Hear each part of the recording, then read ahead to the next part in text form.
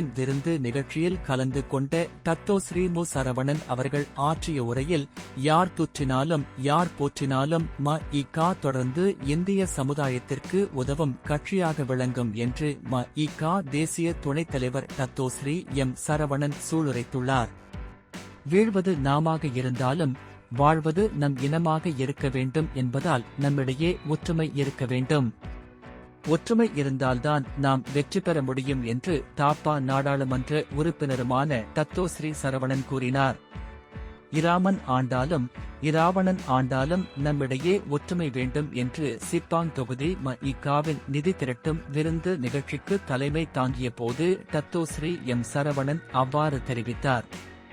Sepang தொகுதியில் வாழும் இந்திய மக்களின் நலனுக்காகவும் முன்னேற்றத்திற்காகவும் நடத்தப்பட்டு இந்த விருந்து நிகழ்ச்சியின் ஏற்பாட்டாளர்களை பாராட்டி தத்தோஸ்ரீ எம். சரவணன் பேசினார்.